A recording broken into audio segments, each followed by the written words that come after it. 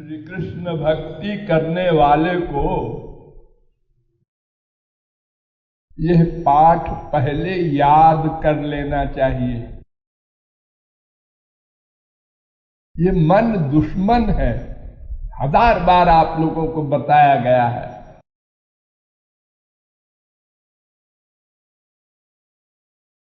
इसमें सबसे बड़ा दोष है अहंकार। अहंकार के कारण दीनता नहीं आती, और दीन बंधु हैं भगवान, वो हमारे बंधु नहीं बन सकते। सर पटक के मर जाओ अनंत जन्म, बहु जन्म यदि करे श्रवण कीर्तन, प्रभु ना पाए कृष्ण पदे प्रेम धन।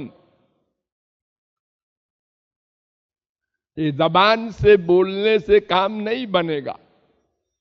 तृणादपि सुनीचेन तरोरपि सहिष्णुना, गौरांग महाप्रभु का ये पहला अष्टपदी का पद है, श्लोक है।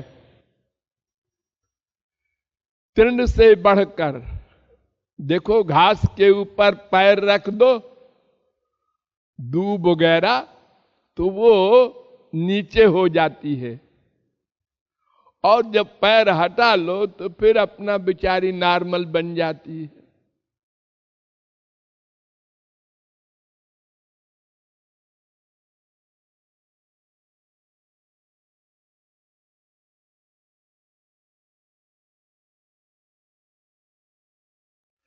पेड़ के ऊपर फल लगे हैं, आप पत्थर मारते हैं तो फल नीचे गिरता है।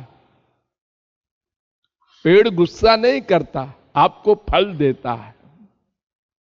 आपके पत्थर का जवाब फल से। इतना सहनशील है वृक्ष। स्वयं न खादंति फलानि वृक्षा, वो स्वयं फल नहीं खाता अपना, आपको खिलाता है।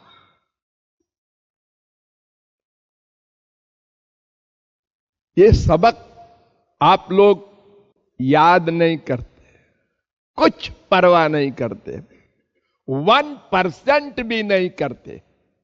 सब के सब अहंकार में भरे हो तुम लोग। गुरु भी कोई बात कह दे, अगर तुमने ऐसी गलती की, नहीं महाराज जी, तुरंत जवाब तड़ाक से, जैसे चपत मार दो किसी को, ऐसे गुरु को भी तुम बेवकूफ हो जो हमको बता रहे हो दोषी, गलत। मैंने गलत काम कभी नहीं किया, मैं महापुरुषों से भी आगे हूं। इतना बिगड़ा हुआ है मन। ये बड़े बड़े प्रचारक बनाए गए हमने, जो यह भी नहीं सह सकते एक वाक्य गुरु का, तुरंत जवाब। और फिर आप लोग जब ये अभ्यास ही नहीं करेंगे तो कृपालु क्या करेंगे?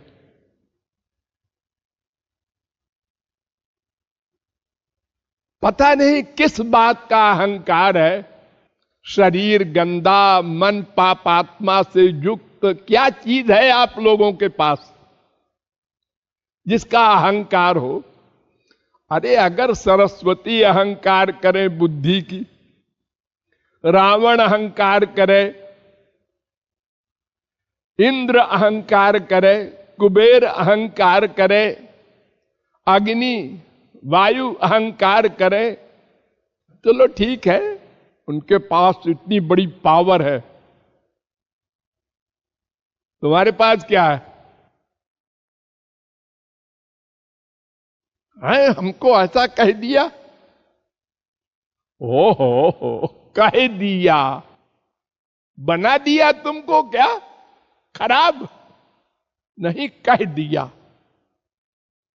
कौन सी खराबी किस में नहीं है? अकेले में सोचो ना, कमरा बंद करके।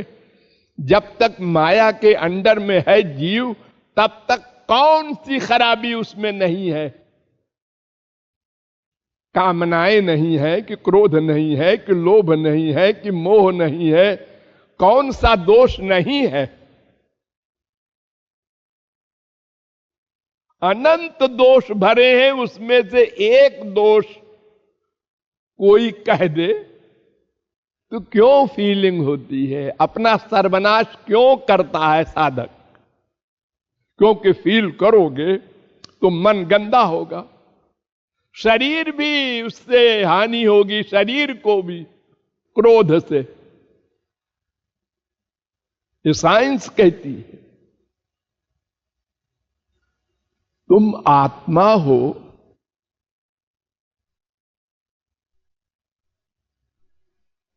रूप गोस्वामी ने ग्रंथ लिखा भक्त रसामृत सिंधु। जीव गोस्वामी गए उनसे मिलने, तो एक काशी के विद्वान आए थे, उन्होंने रूप गोस्वामी के एक श्लोक में गलती निकाली। तो जीव गोस्वामी को बड़ा क्रोध आया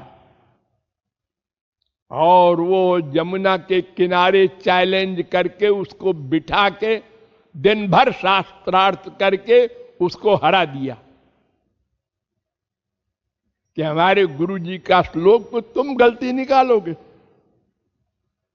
और आकर रूप गोस्वामी से कहते हैं, गुरु जी एक ऐसा विद्वान आया था काशी का, आपके श्लोक में गलती निकाला उसने। मैंने आज बिना खाए पिए दिन भर भिड़ गया, मैं उसको परास्त करके तब आ रहा हूं। जीव रूप गोस्वामी ने कहा, तुम भाग जाओ ब्रिज के बाहर, तुम रहने लायक नहीं हो।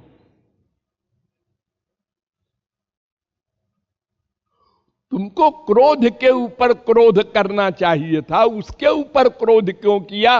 उसमें तो तुम्हारे श्री कृष्ण बैठे हैं, उसको दुख दिया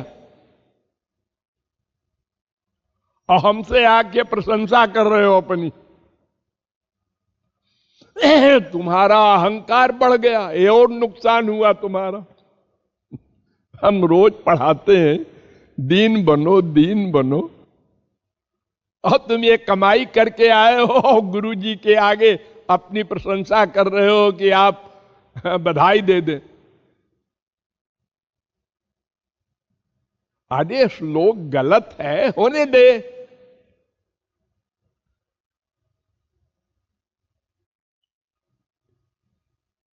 तो ये दीनता और सहनशीलता ये भक्ति का आधार है। इसको सोचो, रियलाइज करो, बार बार सोचो, बार बार रियलाइज करो और अभ्यास करो रोज। आज मैंने कहां कहां क्रोध किया, 4 जगह किया, कल नहीं होने देंगे। यही सोचेंगे कि सारे दोष तो है मेरे अंदर, कौन सा दोष नहीं है। ये अगर हमको कहता है तुम 420 हो, बिल्कुल ठीक कहता है। हम दिन भर क्या कर रहे हैं? 420 तो कर रहे हैं कि भगवान हमारा है, उनको छोड़ करके संसार को अपना मान करके हम संसार में सुख ढूंढ रहे हैं। ये क्या नहीं है, क्या पाप नहीं है? ये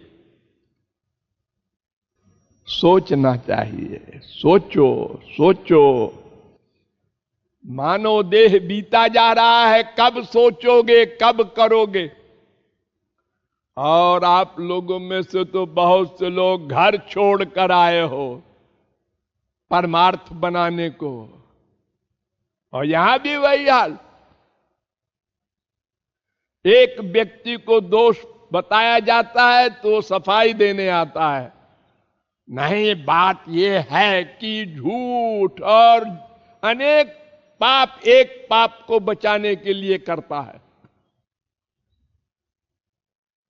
भगवान के धाम में, गुरु के धाम में भी ऐसे पाप करना,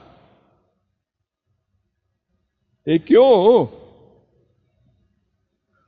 अरे फैक्ट को मान लो ना, और तुम्हारे न मानने से तुमको कोई महापुरुष तो मान नहीं लेगा।